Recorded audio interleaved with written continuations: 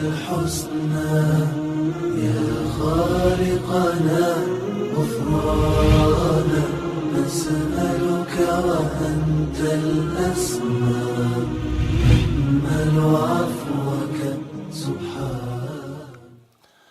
أعوذ بالله من الشيطان الرجيم. بسم الله الرحمن الرحيم. الحمد لله رب العالمين وصلى الله على سيدنا محمد وآله الطيبين الطاهرين. اللهم صل على محمد وآل محمد سيما بقية الله في الأرضين واللعن على أعدائهم أجمعين. أما بعد، قال الله الحكيم في محكم كتابه الكريم: أعوذ بالله من الشيطان الرجيم. بسم الله الرحمن الرحيم. فأقم وجهك للدين حنيفا فطرة الله التي فطر الناس عليها لا تبديل لخلق الله ذلك الدين القيم ولكن أكثر الناس لا يعلمون. صدق الله العلي العظيم.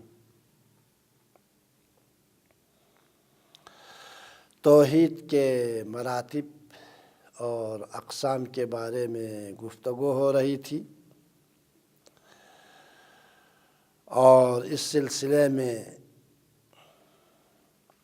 توحید ذاتی اور اللہ کی ذات میں توحید، توحید صفاتی اور اللہ کے صفات میں توحید، توحید الوہیت میں توحید، ربوبیت میں توحید کے بارے میں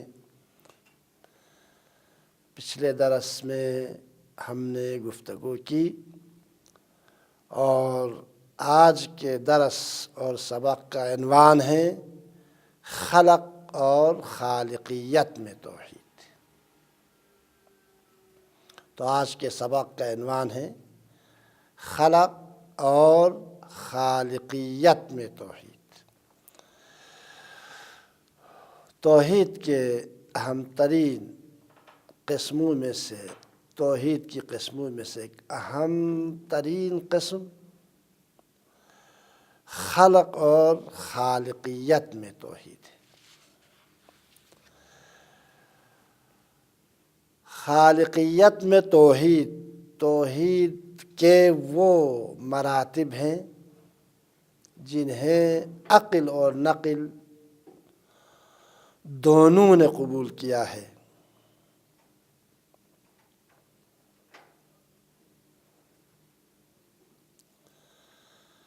عقل کے مطابق اور اسی طرح نقل کے مطابق خداوند عالم کے علاوہ جو کچھ بھی ہے وہ سب ممکنات میں سے ہے۔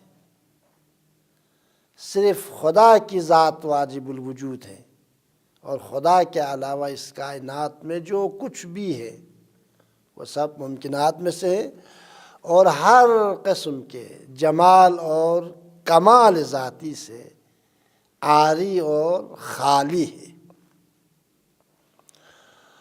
اور جو کچھ عالم امکان میں پایا جاتا ہے وہ غنی بذات خداوند متعال کے بے کران رحمت سے فیضیاب ہوتا ہے۔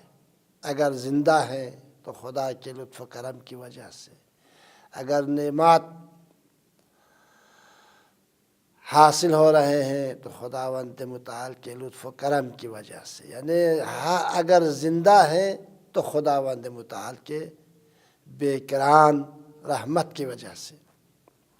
لہٰذا کائنات کا سرچشمہ صرف ایک ہے، اور یہ کائنات ایک ہی ذات سے وجود میں آئی ہے، اور وہی ذات اس کائنات کو چلاتی ہے، اور اس ذات کا نام ہے اللہ۔ خداوند متعال، خدا اور اللہ جو پاک و ہر قسم کے عیب و نقص سے پاک و پاکیزہ ہے، اکیلا ہے، یکتا ہے، وحدہ لا شریک ہے۔ قرآن مجید میں خالقیت میں توحید کے بارے میں متعدد آیات پائی جاتی ہیں۔ ان میں سے ایک یہ آیت ہے کہ خداوند متعال سورہ رعد میں ارشاد فرما رہے ہیں، قل للہ خالق کل شیء، پیغمبر کہہ دیجئے اللہ ہی ہر شے کا خالق ہے۔ قل اللہ خالق کل شیء، کہہ دیجئے پیغمبر اللہ ہی ہر چیز کا خالق ہے، ہر شے کا خالق ہے، وَهُوَ الْوَاحِدُ الْقَهَّارُ، اور وہی یکتا اور قہار اور سب پر غالب ہے۔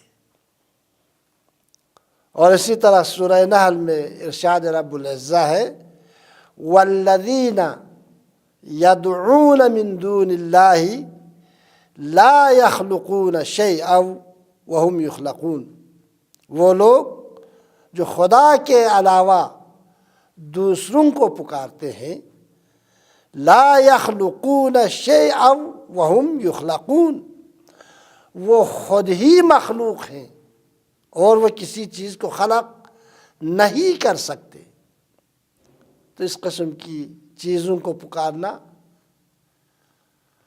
یہ عقل کے خلاف ہے، فہم کے خلاف ہے، فکر کے خلاف ہے، انسان کی انسانیت کے خلاف ہے۔ لہذا خدا پرستوں اور خدا پر ایمان لانے والوں میں مجموعی طور پر خالقیت میں توحید کے بارے میں کوئی اختلاف نہیں ہے۔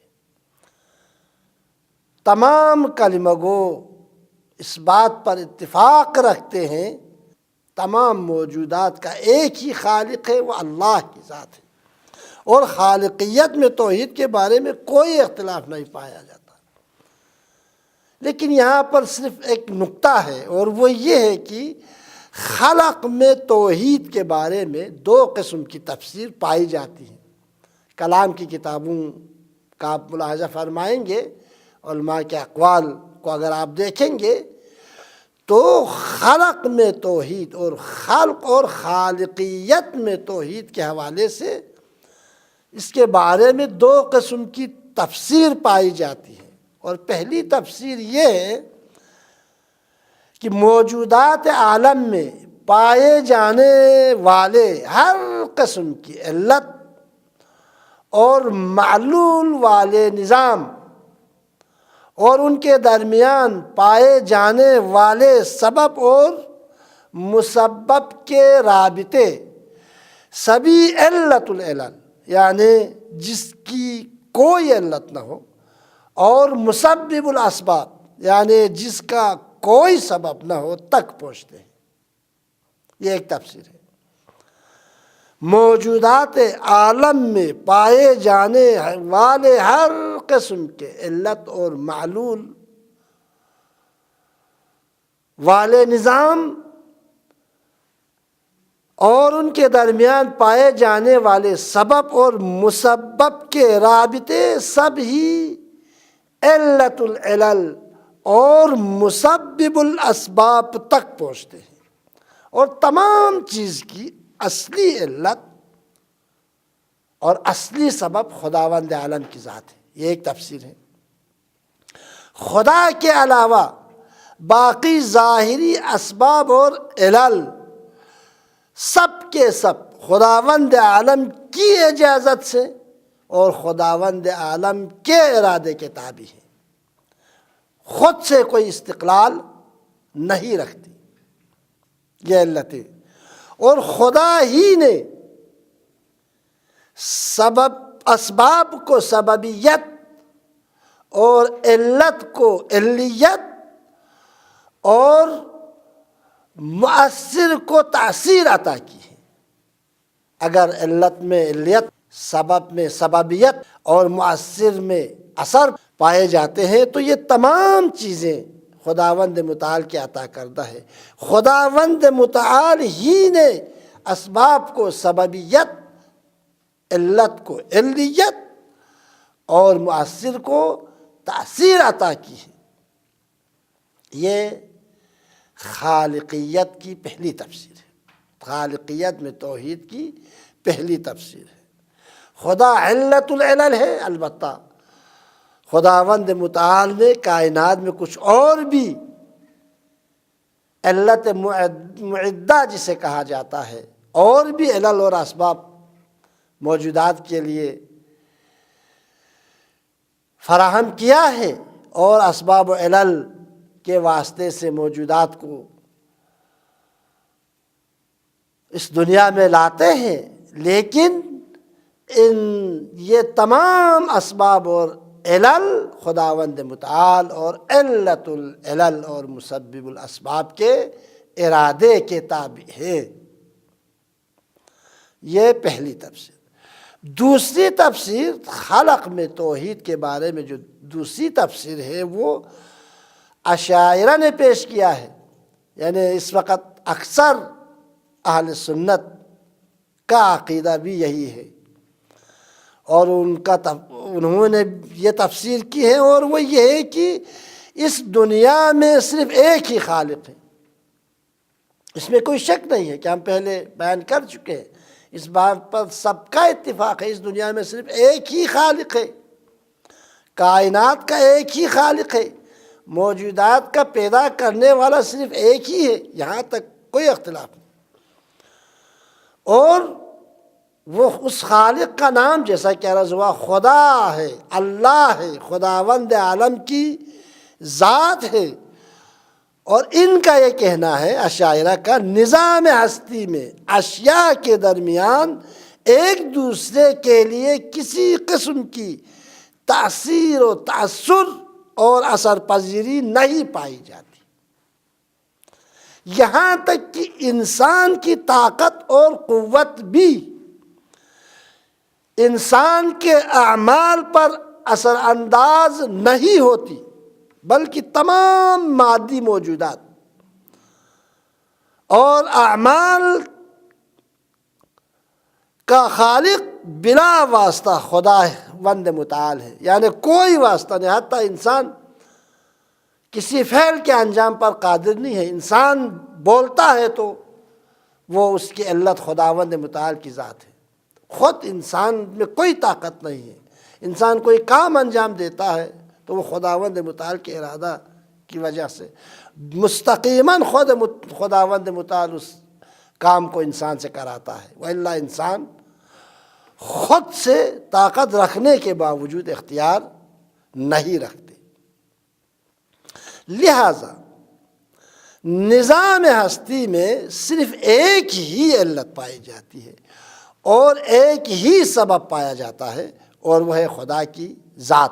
یہ خالقیت میں توحید کی دوسری تفسیر ہے جو اشاعرہ نے پیش کیا ہے۔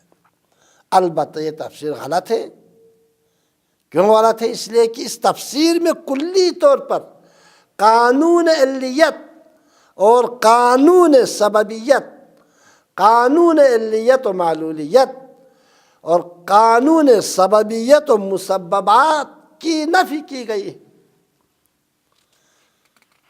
کلی طور پر، جبکہ ہم عملاً دیکھتے ہیں نظام کائنات پر قانون علیت اور سببیت حاکم ہے۔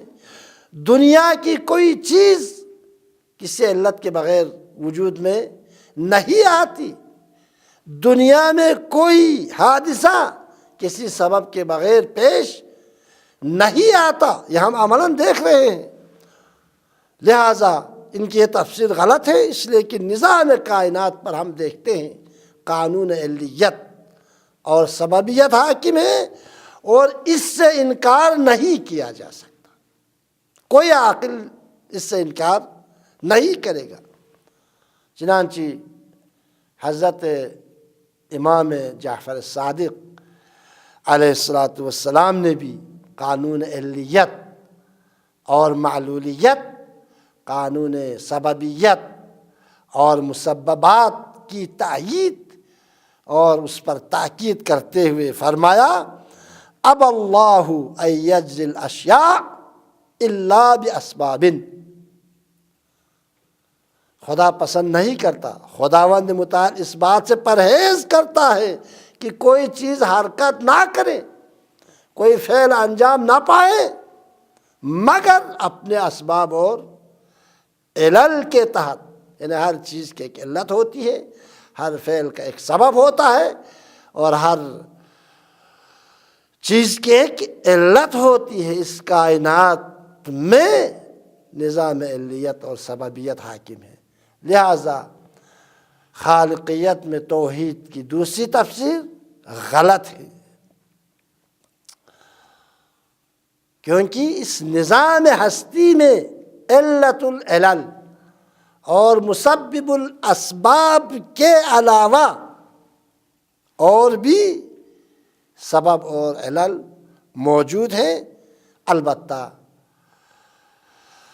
سارے علل و اسباب خداوند متعال کی اجازت، مشیت اور ارادے کے تابع ہے، اس سے کوئی انکار نہیں کر سکتا۔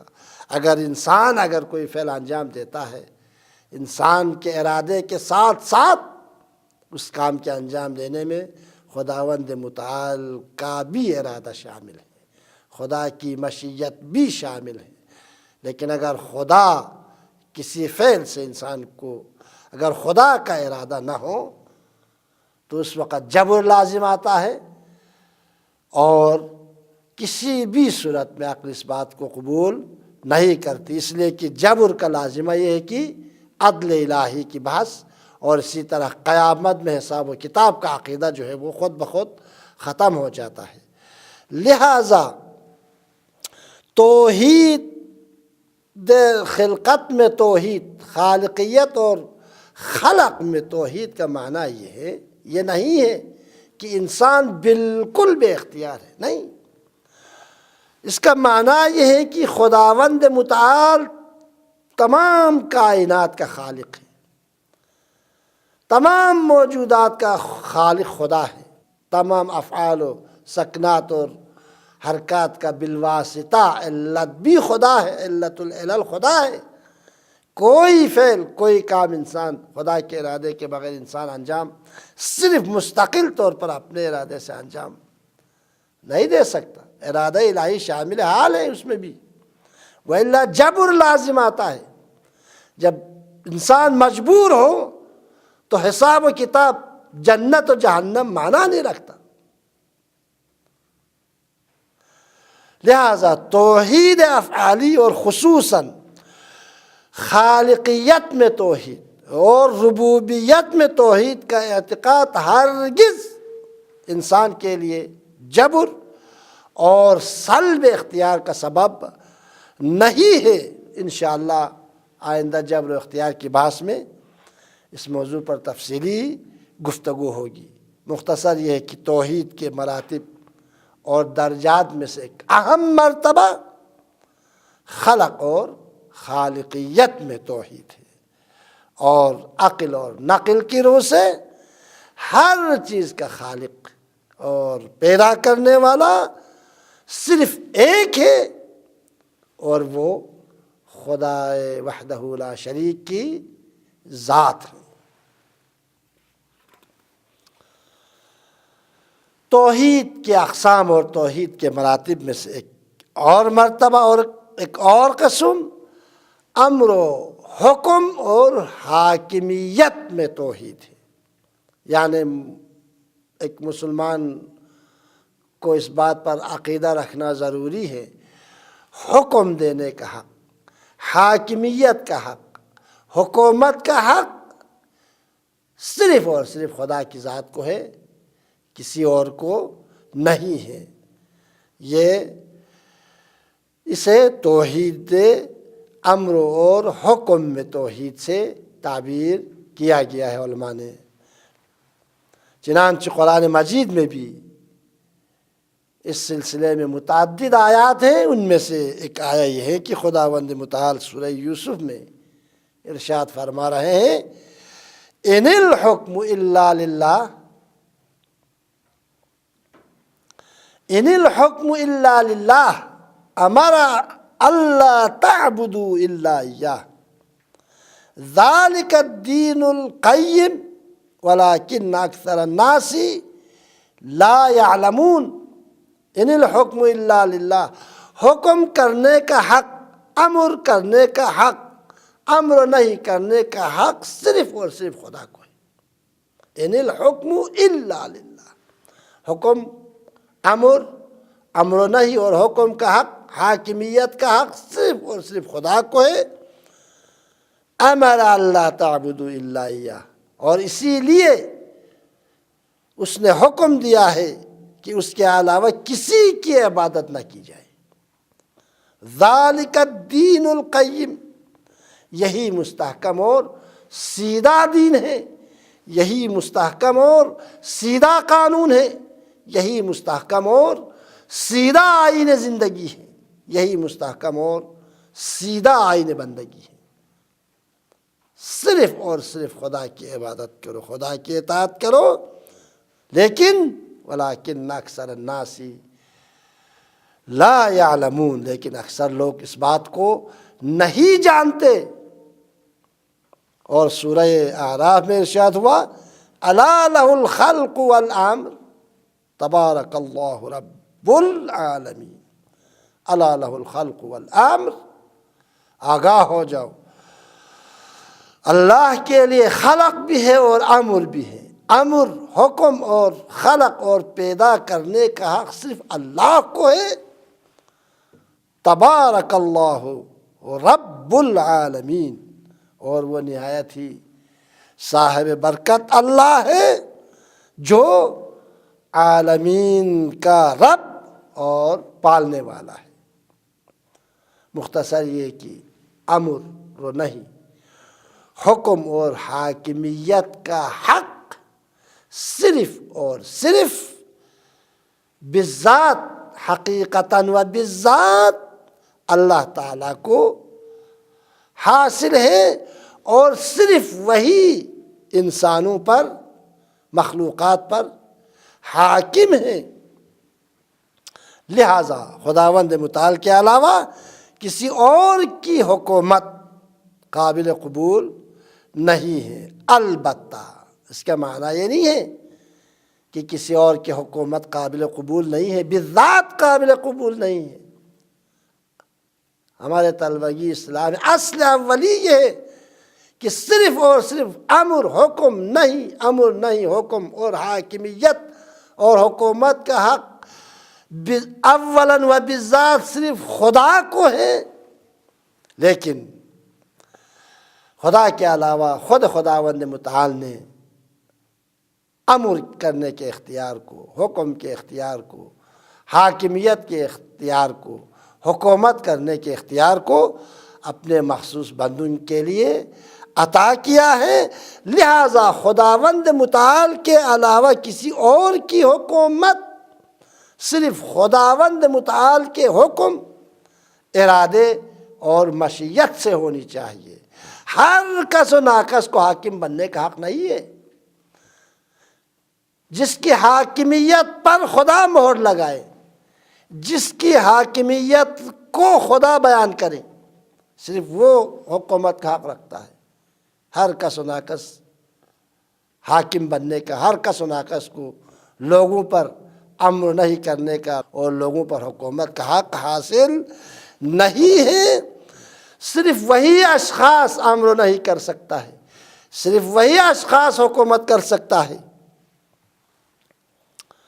جو خدا کے حکم اور ارادہ اور مشیت ان کے شامل حال ہو، تاکہ نیک اور صالح افراد ہی معاشرے کے امور کی بھاگ دوڑ سنبھالیں اور لوگوں کو کمال و سعادت کی راہ پر گامزن کر سکے۔ لہذا خداوند متعال نے اپنی اس حاکمیت کو امر و حکم میں توحید کا عقیدہ وہ ضروری ہے، لیکن خداوند متعال نے اس حق کو اپنے مخصوص بندوں کے لیے عطا کیا ہے۔ چنانچہ حضرت داؤد علیہ السلام کے بارے میں فرماتے ہیں یا داؤد انا جعلناک خلیفۃ فی الارض فاحکم بین الناس بالحق ولا تتبع الہوی فیضلک عن سبیل اللہ۔ یا داؤد انا جعلناک خلیفۃ فی الارض، اے داؤد ہم نے تم کو زمین میں اپنا جانشین بنایا، ہم نے تم کو زمین میں اپنا جانشین بنایا، لہذا حاکمیت کا حق اولاً و بالذات صرف اور صرف خدا کے لیے ہے۔ لیکن اگر خدا کسی کو یہ حاکمیت عطا کرے جس طرح حضرت داؤد کو عطا کیا ہے، جس طرح حضرت آدم کو عطا کیا ہے، جس طرح دوسرے انبیاء الہی کو عطا کیا ہے، جس طرح خاتم الانبیاء کو عطا کیا ہے، اور اسی طرح ان کے 12 جانشینوں کو حق حاکمیت عطا کیا ہے، انشاءاللہ اگلی بحثوں میں ان کی وضاحت ہوگی۔ تو یہاں پر جو ہے یہ حاکمیت کا حق ثانوی ہے، خدا نے ان کو عطا کیا ہے۔ فرماتے ہیں یا داؤد، اے داؤد انا جعلناک خلیفۃ فی الارض، ہم نے تم کو زمین میں اپنا جانشین بنایا۔ جب جانشین بنایا تو تمہاری پہلی ذمہ داری یہ ہے فاحکم بین الناس بالحق، لہذا تم لوگوں کے درمیان حق کے ساتھ فیصلہ کرو، حق کے ساتھ فیصلہ کرو، اس لیے کہ تم خدا کا جانشین ہو، اس لیے کہ تم خلیفۃ اللہ ہو، اور خدا کسی پر ظلم نہیں کرتا۔ انشاءاللہ عادل کی بات میں اس کی بھی وضاحت ہوگی۔ وَلَا تَتَّبِعُوا الْهَوَىٰ، داؤد اور خواہشات کی پیروی نہ کرنا، خواہشات نفسانی کی پیروی نہ کرو، کیوں؟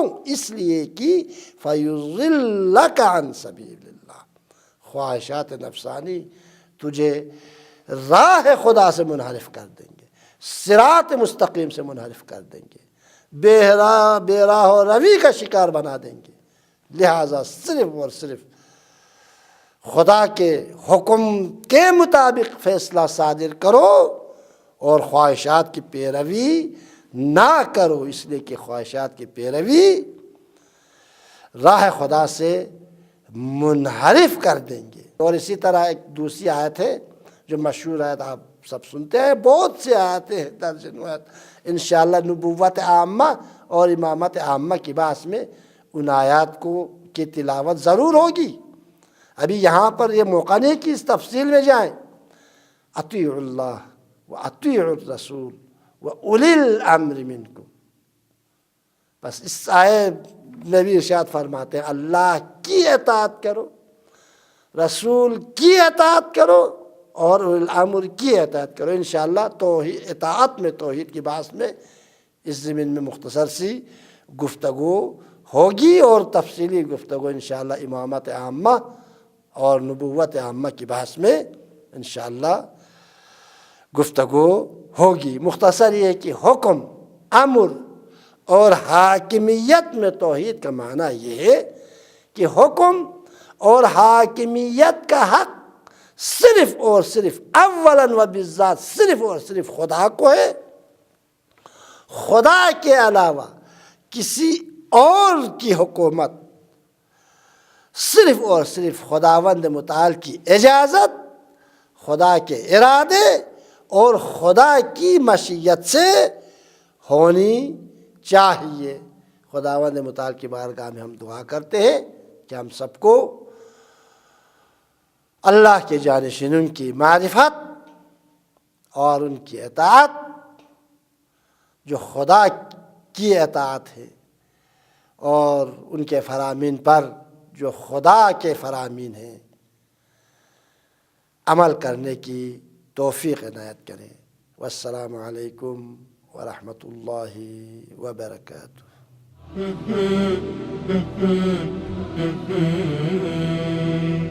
Mm-hmm.